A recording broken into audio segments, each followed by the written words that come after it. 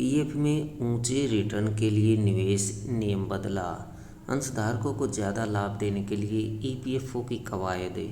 4 साल से अधिक ईटीएफ में निवेश रखकर पूंजीगत लाभ पर जोर। 2.5% बॉन्ड से अधिक रिटर्न देने का लक्ष्य है। 8.15% ब्याज मिला पिछले वित्त वर्ष के लिए। 0.05% ही ऊंचा ब्याज मिला पिछले वित्त वर्ष में। सरकारी बॉन्ड से अधिक मुनाफा देने की तैयारी।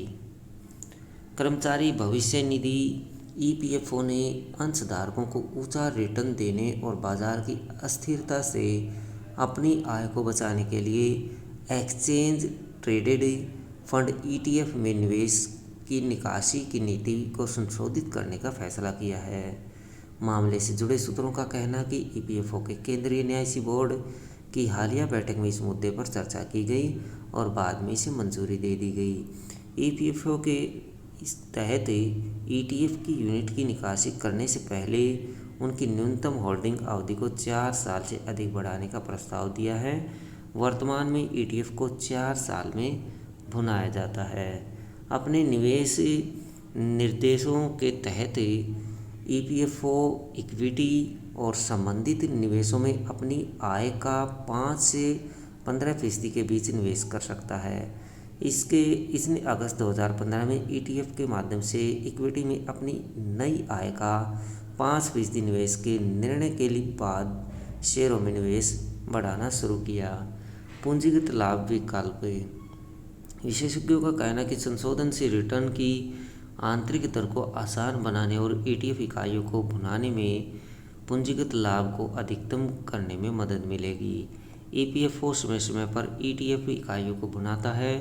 अब इस निवेश को 4 साल से अधिक समय तक रखकर ज़्यादा पूंजीगत लाभ लेकर इसे अंशधारकों को देने की योजना है। शेयरों में निवेश बढ़ेगा। ईटीएफ में निकासी आय के केवल 15% के पुनर्निवेश के कारण कुल ईपीएफ कॉर्पस में इक्विटी निवेश का हिस्सा धीमी गति से बढ़ रहा है। 31 जनवरी 2023 तक इक्विटी में निवेश आय का 10.03% था। यह अनुमान लगाया गया है कि फंड के इक्विटी हिस्से को 15% अंक तक पहुंचाने में 5 से 6 साल लग सकते हैं। ईपीएफओ ईटीएफ इकाइयों की निकासी सीमा को सरकारी बॉन्ड से भी जोड़ा जा सकता है।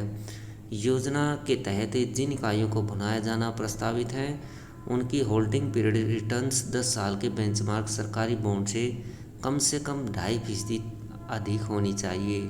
साथ ही रिटर्न निफ्टी और सेंसेक्स के आधार पर औसत 5 साल के रिटर्न से ऊपर होना चाहिए।